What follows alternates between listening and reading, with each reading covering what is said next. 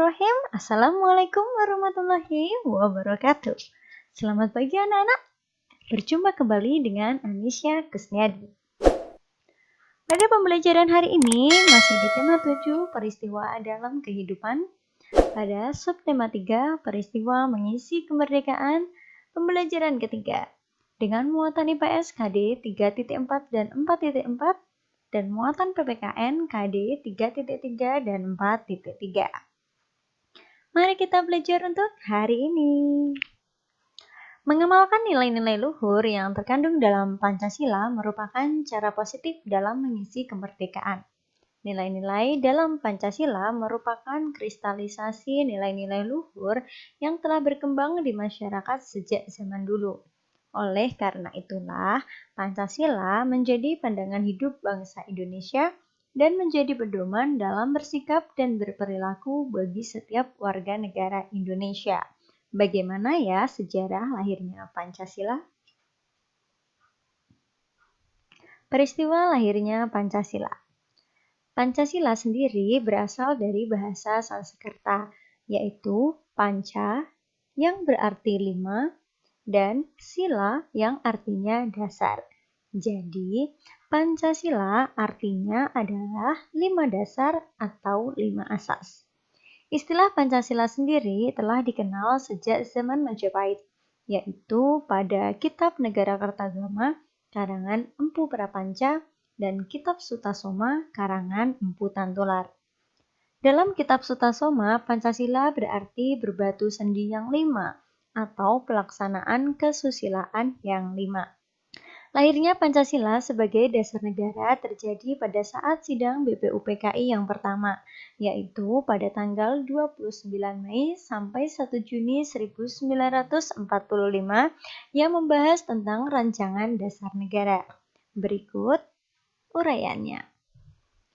Pada tanggal 29 Mei 1945 terdapat satu tokoh yang mengutarakan tentang usulan dasar negara.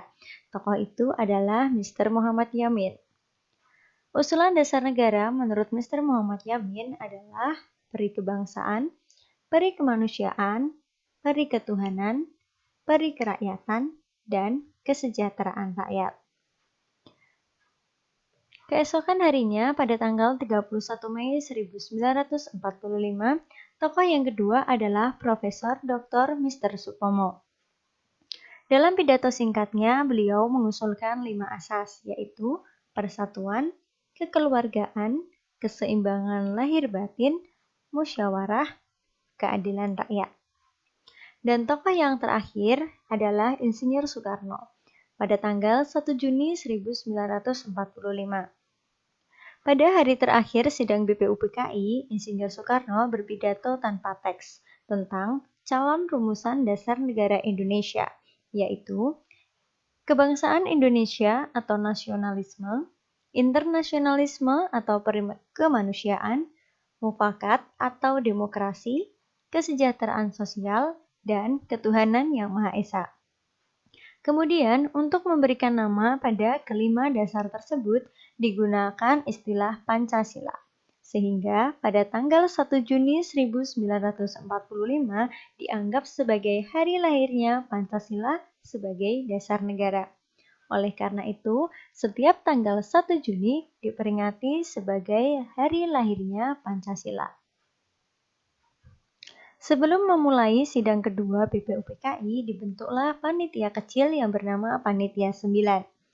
Pada tanggal 22 Juni 1945, Panitia 9 mengadakan rapat yang kemudian menghasilkan rumusan dasar negara yang tercantum dalam Piagam Jakarta. Setelah mendapat perubahan, Pancasila sebagai dasar negara akhirnya pada tanggal 18 Agustus 1945 dituliskan dalam pembukaan Undang-Undang Dasar 1945. Setelah mengalami perubahan yaitu pada sila pertama. Pada sila pertama adalah ketuhanan dengan kewajiban menjalankan syariat Islam bagi pemeluk-pemeluknya. Sila pertama pada Pancasila ini mendapatkan kritikan terutama dari masyarakat Indonesia Timur, hingga akhirnya perubahan sila pertama pun diganti sehingga menjadi ketuhanan yang Maha Esa. Sila kedua, kemanusiaan yang adil dan beradab, persatuan Indonesia, kerakyatan yang dipimpin oleh hikmat kebijaksanaan dalam permusyawaratan perwakilan, keadilan sosial bagi seluruh rakyat Indonesia. Inilah rumusan prinsip dasar negara yang disebut Pancasila, yang tercantum pada alinea keempat dalam pembukaan Undang-Undang Dasar 1945. Pancasila memiliki beberapa fungsi dan kedudukan dalam masyarakat di Indonesia, yaitu Pancasila sebagai dasar negara. Artinya, Pancasila sebagai sumber dan dasar segala aturan hukum atau perundang-undangan yang berlaku di Indonesia, atau sumber dari tertib hukum. 2. Pancasila sebagai pandangan hidup dan ideologi bangsa. Artinya, Pancasila merupakan sistem nilai yang ideal dan diyakini kebenarannya untuk diwujudkan dalam kehidupan bermasyarakat sebagai pemersatu bangsa. 3.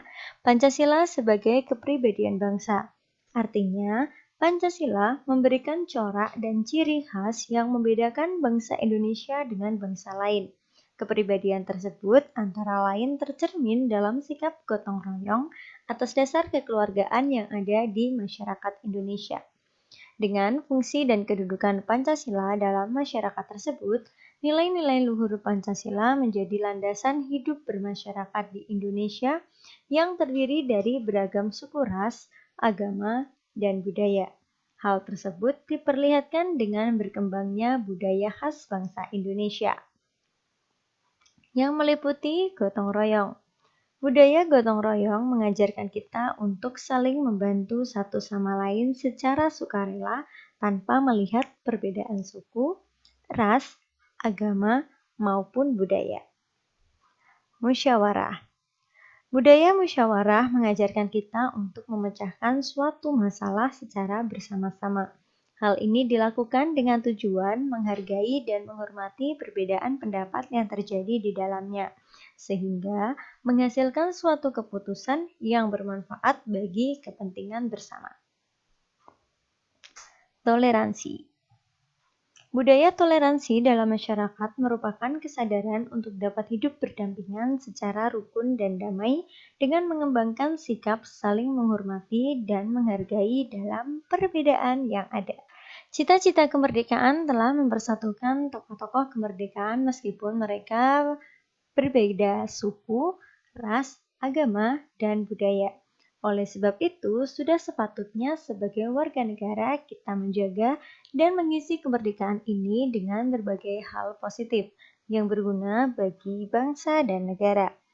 Hal tersebut juga dapat dilakukan dengan berusaha meneladani berbagai sifat kepahlawanan seperti berani, yaitu sikap tidak takut atau gentar dalam menghadapi bahaya, kesulitan, ataupun tantangan untuk memperjuangkan kebaikan.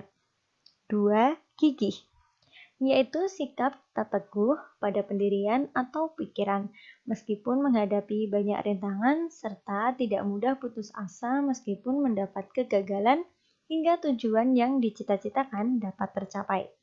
3. Rela berkorban, yaitu sikap ikhlas hati memberikan sesuatu yang dimiliki untuk orang lain, tidak mementingkan diri sendiri atau tidak egois. 4. Berjiwa besar, yaitu sikap mau menerima segala kritik, perbedaan, hingga kekalahan dengan lapang dada, serta mau mengakui kesalahan dan memperbaiki kesalahan tersebut dengan penuh tanggung jawab. Hal ini biasanya kita pelajari dalam kegiatan pramuka.